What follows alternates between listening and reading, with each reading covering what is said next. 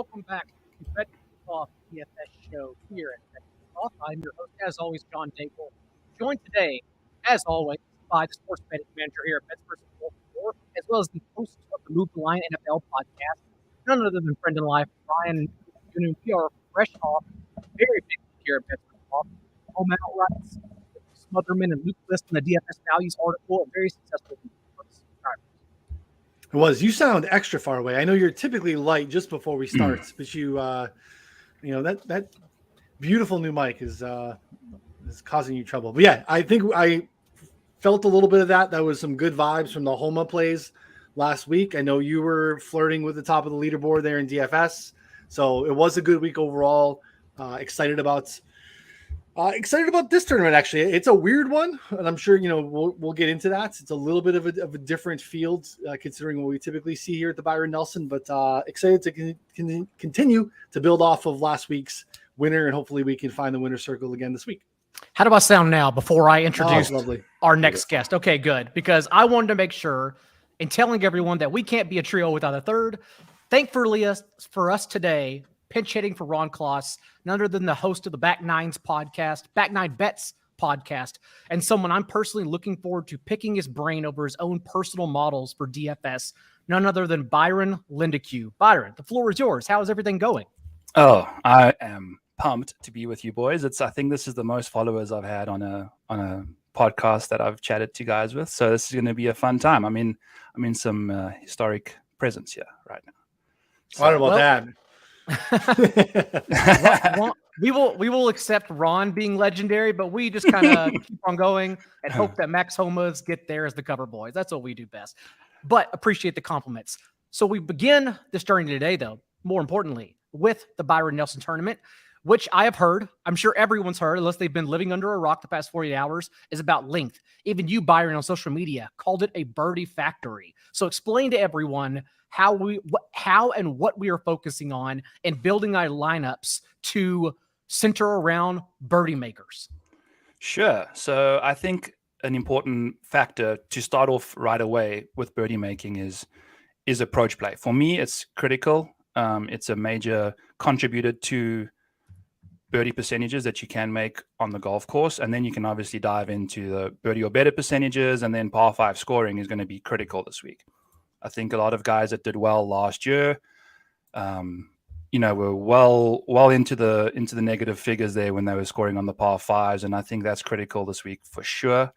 And then just if you can grab guys that are also spike putters, not necessarily they have to putt well all the time, but if you can lose a few strokes one weekend and then the next weekend just go bananas, that's exactly what we're looking for here. And it definitely figures into how you approach the board, because there's some guys down the board that might not necessarily be statistically sound on the putting side, but they can definitely get up there when the chips are high. So I was also reading Klos's course preview on the site, Noonan, and he mentioned that on approach at this course last year, 38% of shots came from 200 plus yards out, which is 11.5% more than the tour average from that range. And so is that what we're really looking for here, is players with higher than above average greens in regulation on long irons, with long irons on long approach shots? Yeah, if you look at the distribution of approach shots, it does all kind of fall into those longer buckets. Even the 150 to 175, 175 to 200, and then 200 plus is significantly higher than a tour average event. So we deal with fewer wedges here. Yeah, I mean, look, Daigle, this is a course like we play on, I think, more so than really any course on tour. This is more like your local municipal than anything else. It's a interesting pre-major tune-up for these guys. I think we talked about it on our betting show this morning with Feinberg. Like, is it a proximity thing? It's curious. Like, these guys are all on like net jets and like, these $1 billion private jets. Does it really matter if it's a 30-minute flight from Texas to Oklahoma versus them coming from, say, Florida, or if they just came from like the Potomac last week? It's interesting to see why they're here for a tune-up. But yeah, I mean, big old fairways, Daigle, big flat bent grass greens. So like, we don't even really need guys that are necessarily like dialed in with irons. It is going to be like anything would be a second shot course because we need to score. We got into the 25s last year. That was with bad winds, and that was with a weak field. And now we have 9 of the top 20 in the world here. We got a major on deck. Like I'm of the mindset, like these guys want to win. Like we're looking at like even the top of the board with guys like JT, Xander, Zalatoris doesn't have a win. These guys aren't necessarily coming to warm up. This isn't a practice round. They all want to win. So I think there's incentive for all these guys to show up and go low. So I think Byron did a great job. We want to fire at birdie makers because we're going to need to go low. We need to have 3-putt avoidance, I think, this week too, because you need to score. So you can't be, getting on. And even if you're far away, those have to be good lag putts, and you have to get away from with a par if you can't score here. So, distance, yes. Great irons, long irons is a lean. And then like Byron said too, spike putting weeks. Is there a stat, Byron, that you were ignoring in particular for this week? So let's say, for example, some cases, like we know off the tee matters for some courses. So wherever anyone researches, I'll go in, right, wherever I research and sort by putting, but go all the way to the bottom. The biggest red blemishes, because I don't care, because some courses putting doesn't matter. And so really all I'm looking for is strokes gained in other categories, and I'm ignoring putting. Is there a category like that stands out to you? Since, as Noonan mentioned, in some cases, 40-yard wide fairways here. I also know roughs don't penalize you really to land in outside of like rolling into a creek bed or behind trees. And so what really are we trying to ignore that the field may be weighing heavier than they need to when building lineups? Cool. So there's two statistics that we'll be picking up that we absolutely don't care about this week. And the first one's like the strokes gained around the greens. Mm-hmm. I think, with these greens as big as they are, these are professionals playing a golf course that, like Ryan said, we can go and play and do well at, because these greens are much bigger and they will be missing in the right places. So when you get smaller greens, usually if you miss the green, it's a lot more difficult. You can short side yourself a lot more, but there's a lot more space to the pro side of pins. So they're going to have all the room in the world, massive greens, not a lot of sloping, to kind of just overcome any chipping deficiencies or bunker deficiencies that they may have. And then that kind of bakes into bogey avoidance at the same time, because these guys are going to be able, if you miss the green in the right place, like you should as a professional, you're going to be getting up and down just fine. So I just took from last week, I took the 15% I had for bogey avoidance, I just threw it right into the birdie making, birdie or better. So that's the kind of change we've had between the 2 weeks. It's going to be drastically different. So let's start at the top, Noonan, because with the elite tier, you already mentioned it, it is a stronger than expected field, especially given there's a major just next week. But no matter whether we roster them or not, I still think the conversation starts with what to do with Scotty Scheffler or Justin Thomas. And not an and situation, but an or situation. And then what do you do if you don't roster them? So just nitpick between these two, who you weigh more, or do you suggest going elsewhere in that range? I think you can obviously get away with starting without one of the two. It is nitpicky. So again, I will lean on whatever comes down to what we have a lean on Wednesday night as far as ownership goes. I mean, Scotty's got Texas narratives in play here. Obviously, very familiar with this course. JT, there's really no one, since really JT's been on tour regularly, that's been a better consistent birdie maker. So anytime we are going to be looking to go low and be rewarded for birdies, JT is a guy that we want to be heavy on. So I'm really splitting hairs here. So like again, we got a $300 difference on JT. That works. But if the field feels the same, and we're going to get the slightly bump on Scotty here, then I'm fine going that way as well. I also have no problem building elsewhere and starting elsewhere. I think Jordan Spieth is a great guy that you can look at here. Again, we're going to have Texas narratives here as well. Do I want Spieth on like a birdie fest? Not typically. Really, everything has been great with his game as of late in this season, except the putter.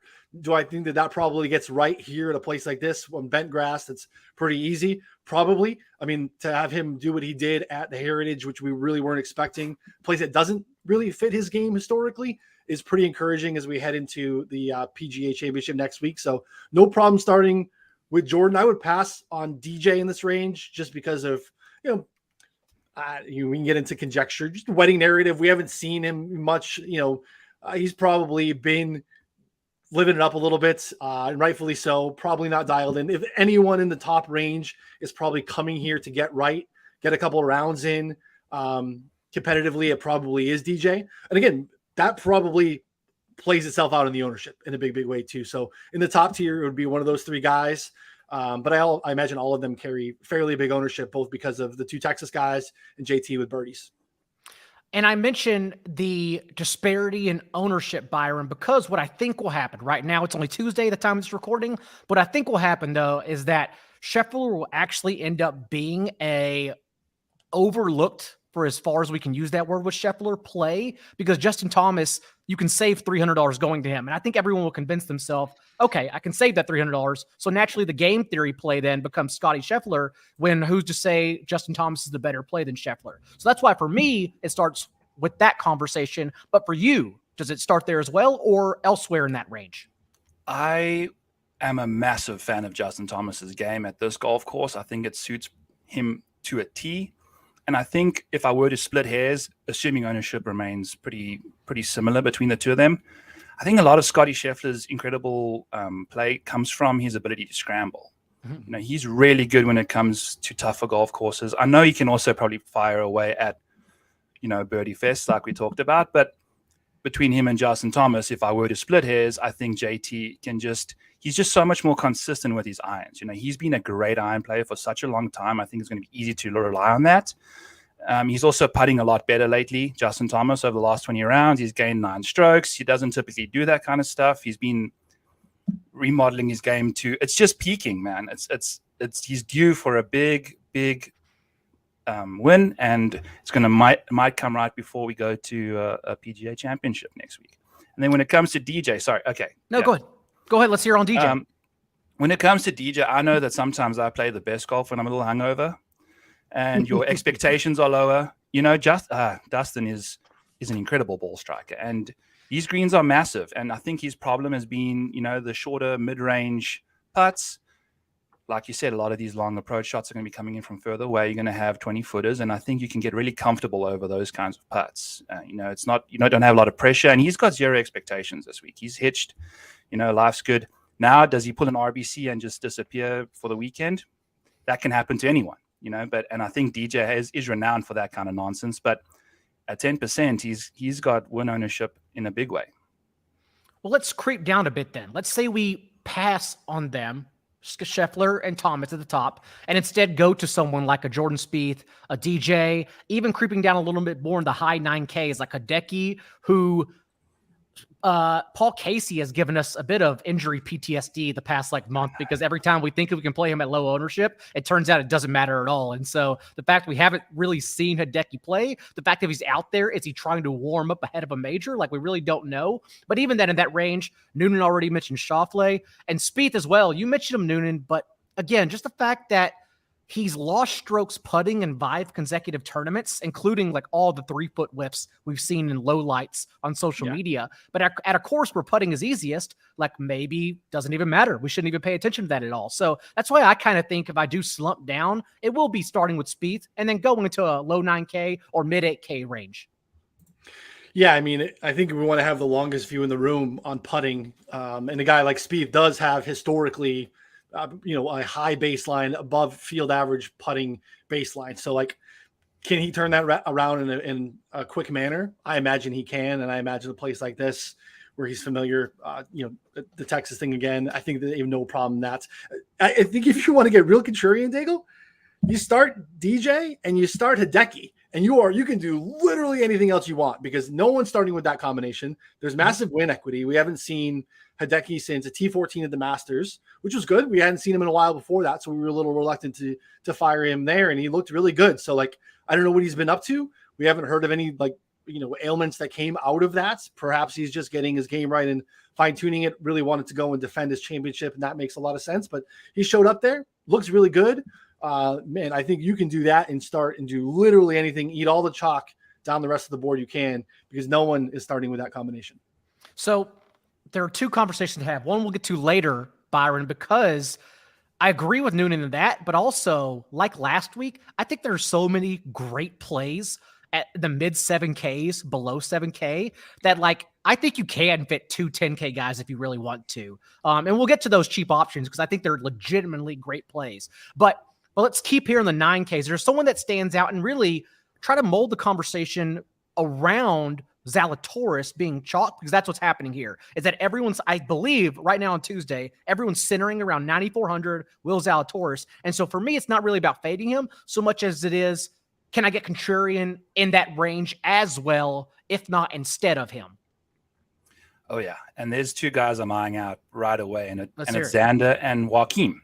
Those two guys are just ball striking machines, birdie factory, ground floor managers, if you want to call them that. Just fantastic stuff. Par fives and birdies or better are their elite skills set. And they're both going to come at almost half the ownership of what Sam Burns is, because they kind of sandwich Sam Burns either side in that price range. And Sam Burns was put at an unjust price, and it's causing a lot of problems. He should be up in the 10K, I think, at this golf course, with his course history here, at least one tournament. Crazy stuff from Sam. I think we got a lot of guys that I've ranked in my model 3, 4, and 6 right in that middle of the 9K range. So there's easy ways to get contrarian, especially with Xander and Joaquim. I like those two plays a lot. Joaquin is a name I've definitely heard, not in a popular way, but in a great contrarian play way. Noonan, what else in this range stands out around Zalatoris? Unless you still want to sell me Zalatoris, because it's not like he's a bad play. Of course, he's a good play. Yeah, he's a tremendous play. I mean, there's you can do the opposite of the DJ and Hideki start, and you can just jam in Burns and Zalatoris. Start there, and again, you're instantly taking on a crap ton of ownership, and then you have to do the opposite, right? We talked about getting, doing it with DJ and Decky at the top, and then you can eat the chalk. You'd have to go basically contrarian down the rest of the board, because I think you're going to be building into 20+% ownership on both of those guys. But the birdie making, the win equity is pretty tremendous. This was a spot last year where we almost got a back-to-back from Burns. Again, 7th on tour and birdie or better percentage on the season. Can just fire really low, trending nicely. Again, we saw them last at the Zurich, but they had a nice little run there at the end. But what he did leading into that, the Valspar, it was tremendous to see. So we're starting to see that Burns again. So those guys are great plays. They are good chalk for a reason.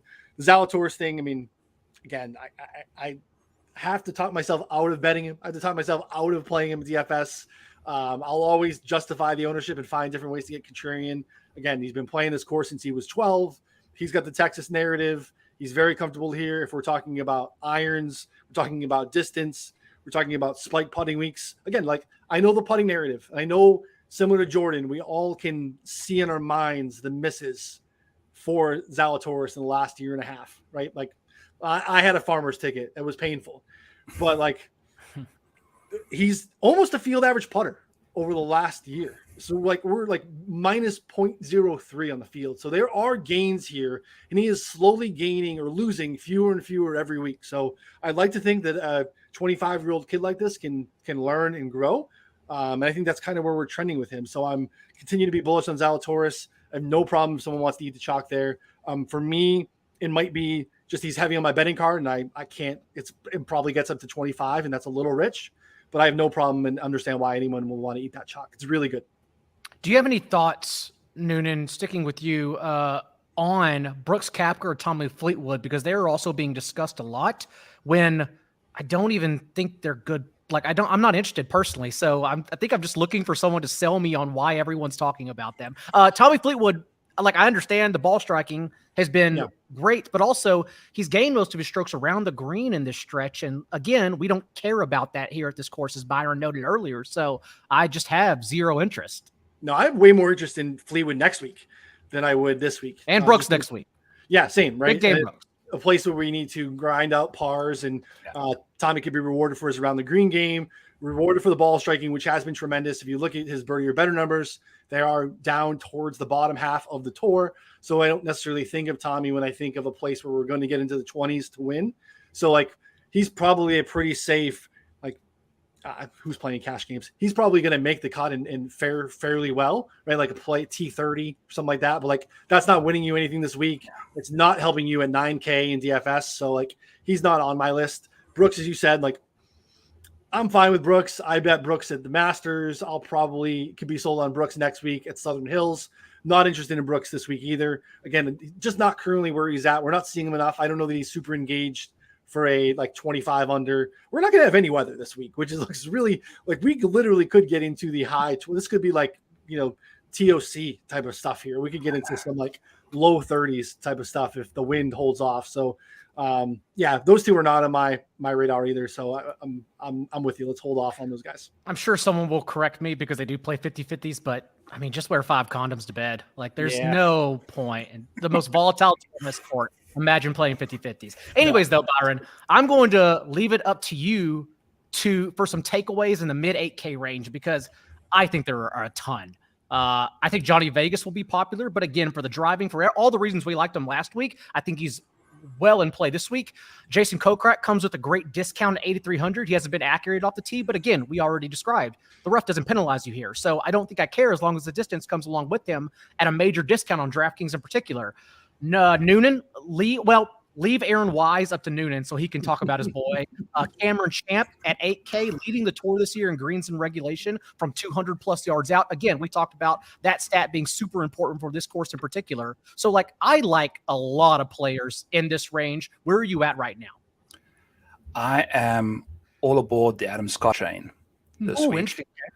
I think, if you look at his off the tee numbers, it's mainly because of his inaccuracies at this golf course. He's one of the longer hitters on tour. For a handsome fella, he's also quite athletic. The gods loved that guy when they were making him. And he makes a decent chunk of birdies. And I think at this golf course, he putts particularly well. I mean, he's an underrated putter. I have an outright on him. I think he's so good at putting recently and over the last 50 rounds and over the last 2 years. So if you go any direction with his putter, it's fantastic. And I don't think a lot of people realize that, because they see him do a lot of missed putts because the flag's in the cup all the time, and he overreacts whenever it just lips out. So I think Adams, he's also spectacular from far away. The further you get away, his length just comes into play so nicely. And there's a lot of par threes here that are over 200 plus yards. That's where you can, absolutely capitalize on Adam Scott. And then I love Jason Kokrak as well. He's also a fantastic putter, great on bent. And makes par fives his bitch. It's easy. He just goes in there and just dominates and makes a lot of birdies too. And he's going to be low owned because he hasn't been playing that well. But he finished 13th at Augusta. So Noonan, go ahead, sell us on Aaron Wise, who has a tremendous play this week. We got back-to-back positive putting performances. Again, I'm talking about similar to Zalatoris. We're talking about a young kid who can learn and improve, and we've started to see a little bit of those gains. When you get to a ball striking event, continues to be red hot. I mean, we're looking at the past 36 rounds. He's 20th in this field in approach. He's 10th in strokes gained ball striking. Again, if we can get anything that's close to field average, even somewhat similar to what we saw at Heritage, for instance, Aaron Wise is going to be in contention. He has won one event in his career. It was a Byron Nelson. It was not here, but again, we're going to chalk that up to another notch in his belt this week. Again, I'm just going to continue to be long on Aaron Wise, and it will continue to pay off. But again, we have a little bit of form here, and I want to continue to buy into it at $8,100. So I think that he is a great play, and he's on the betting card, and he'll be in the DFS lineups. I like Wise a lot. We've already mentioned Kokrak. I think Vegas is also a good play, even though I think he's going to be the highest rostered among all those options. And I touched on Cameron Champ, but I will put a flag play on Cameron Champ. He's going to be in every single one of my lineups. I think he's a tremendous play that won't be highly rostered, especially because there will be other high roster players in that range. And for that, we go to you, Byron, because where are you at right now? High 7Ks, mid 7Ks, because there are a lot of players that pop. I think Maverick McNeely is going to get steamed by Thursday. I have a feeling a lot of people are going to play him. Mark Leishman is someone who I think comes under the radar, and he makes a lot of sense since, last week, he did fit that course, but this week it makes even more sense. And then, we'll get down to the low 7Ks in a bit, because I think Kurt Kitayama needs to be priced higher. But yeah, where do you stand right now in the mid 7Ks? I'm gonna just jump right into the Siwoo Kim Pond. I think he doesn't necessarily present you with the most upside in the world, but if you're looking for a guy in the 7Ks that I think you can bank on just being in there to finish inside the top 20, top 10, he's definitely been trending in the right direction. He's just so consistent. He's just a steady player that I think you can rely on nicely in this range. He's going to come in at quite a low ownership because he's not flashy. He doesn't come across as a birdie making machine. And then you can go up to Mav McNeely, which my model loves absolutely. I mean, the guy's just been crushing it, putting wise. Par fives and birdies. He's just right in the zone. And then as I love Seamus Power. He might come in a little low owned because I was big on Seamus last week and he burnt me with the snowman on his opening hole of round 2, which was disgusting. Very disappointing from Seamus, but he played well here last year. He finished, I think, inside the top 10, and it was a beautiful performance, and he putts really nicely. He's a really good putter. So Seamus is the guy for me up in the top, yeah. What about you, Noonan, in this range? Love this range. 3 guys that I bet in this range. As mentioned, Matt McNeely. I mean, only Scotty and JT have a better birdie or better percentage over the past 36. The same time frame, only Scotty is better at par 5 scoring. I just continue to think that Mav is just an ascending player. He is 10th in total strokes gained per round over the past 36 rounds. I kind of want to continue to buy into him. You mentioned Leishman. Leishman, we want strong play from your irons, especially long irons. We have the ability to get really white hot with the putter, and we want a course that does not penalize you for spraying it off the tee.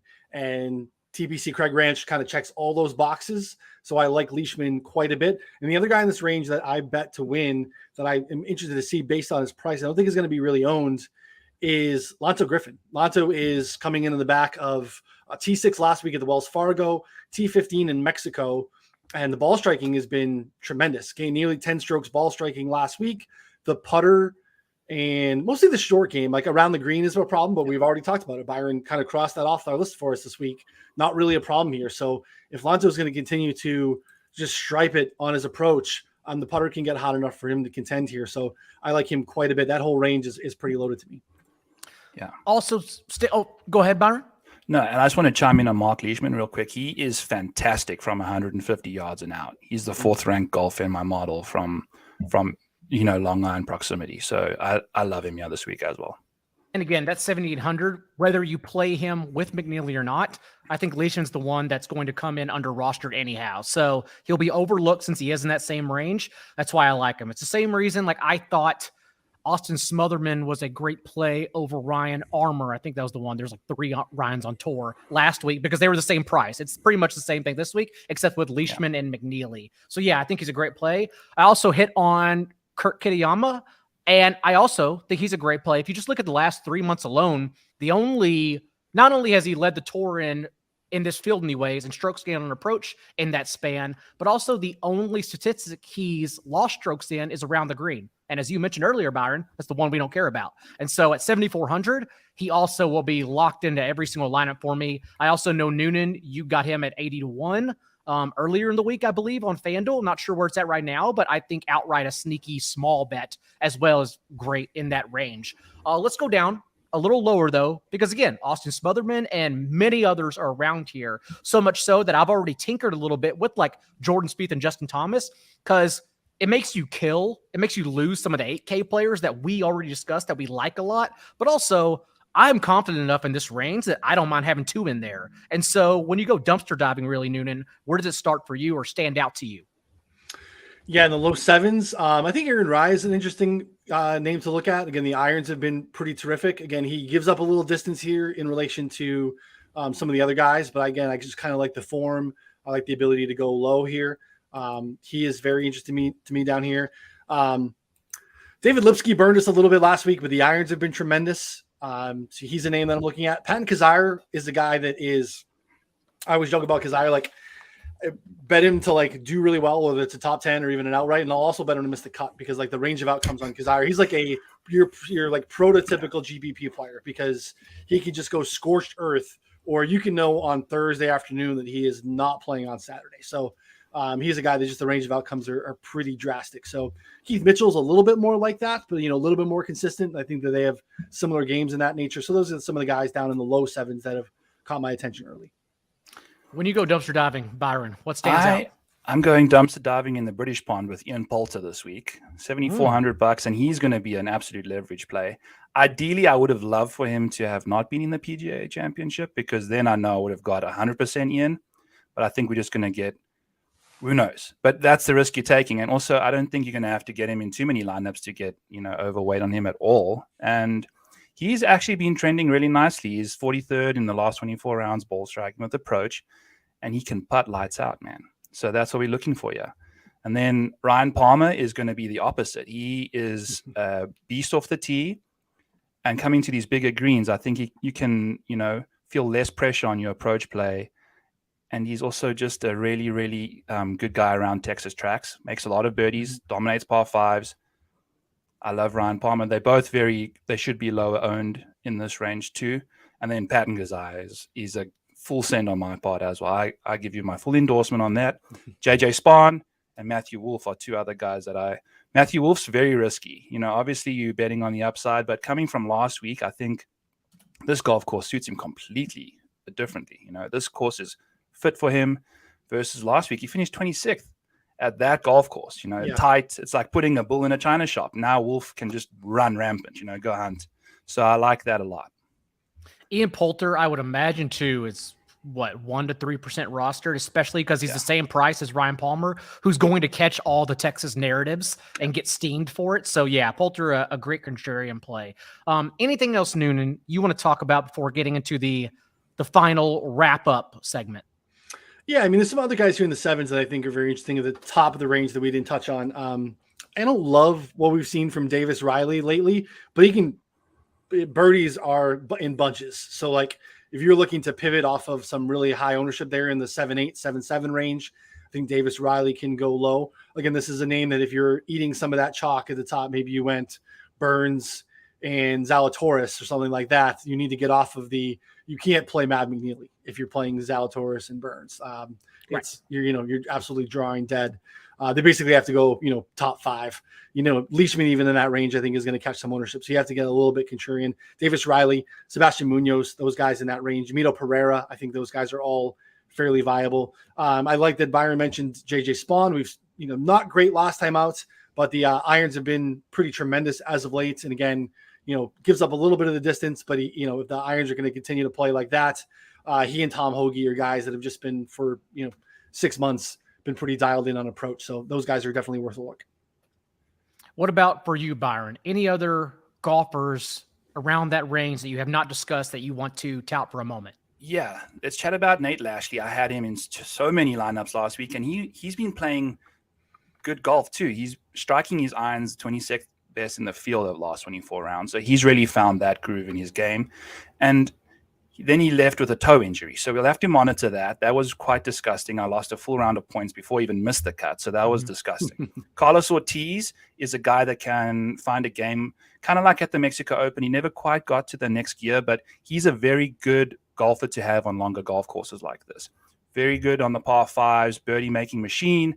And then, he's just lost his approach game recently. So maybe on the bigger greens like this, you can find that. Brian Stewart is far less sexy. He's very consistent, and he is one of the best approach players in this field that people don't really necessarily give him that much credit for. So I think he can putt really well on bent grass as well. Just a steady play. If you're looking for someone to sneak into the cut and get you there at $6,700, beautiful stuff. And then Pat Perez. He putts fantastic on bent grass, and his irons are also a little sketchy, but he's got good course history and he's $6,700. So love Pat. And then Paul Barjon, I'll just mention his name too. He's been trending in the right direction with his irons as well, and can putt quite nicely on bent too. So the issue is that we have given everyone builds no matter what approach they take this week. So Byron, I want to start with you. And right now, as of Tuesday, of course, it can change as we collect more ownership data and whatnot. But right now, how do you think the heaviest way you're going to build will be, whether that be starting with one individual, maybe it's Justin Thomas at 10K and going down from there? Do you think you'll skip the 10K range and start building a core with high 9K guys? Where do you stand right now? I think I'm going to lock in Justin Thomas. I think I'm going to go full send on him. I love these guys at the bottom, and I'm going to get different because I love to double dip. I think I managed to get Xander, JT, and Dustin all into a lineup with some of these guys I just mentioned here in the bottom, so if you can get 3 studs at the top and then get real, just kind of rotate those other 3 guys at the bottom of your roster, keep them all at 10% and go into the 50s, 60s with DJ and Xander. I might adopt that approach, because you got 2 studs that can probably get you at 25% total between Xander and DJ. So that's just my approach there. Yeah, and I mentioned Smotherman, for instance, for the same reasons as last week, and that his greens in regulation, whether it's in or out of the rough from 200 plus yards out, is top 10 on tour right now. You mentioned Perez and Stewart as well. So certainly if someone wants to start with JT and, Spieth or someone else in that range, I think it can definitely be done this week, But Noonan, what else, where are you starting with lineups this week? Below 6K, I want to mention too, or 7K, Hudson Swafford. Birdie makers, when you go really low, we went really low with the Amex. His other win last year was a Corrales. Those are spots where we're getting into the 20s from a birdie standpoint. Hudson Swafford 31st on tour.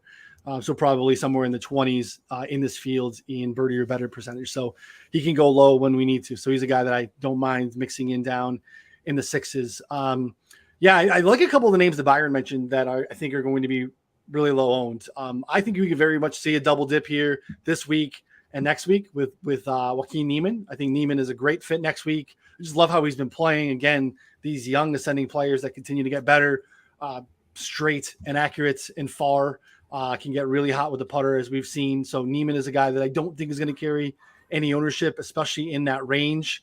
I'm going to be trying to do my best to tap into any Japanese news that we can find on Hideki, because Hideki could get really interesting here, especially because I just think he's a very easy cross-off for folks when you're building lineups here this week, because it's very easy to go just above him. It's very easy to go just below him. So those are some of the guys too. Xander, I'd be very shocked if we just don't have another week where Xander is somehow in the top 10. It just doesn't happen very often where he is not. And if we're going to get that at, say, 12, 13%, that's very nice comparatively when we're looking at the 25s that we're going to have on Zalatoris and Burns, who I expect them to be. And they're a good chalk, as I said. But again, we're playing a very different game than making a betting card. And we have to be cognizant of the game theory that's involved here.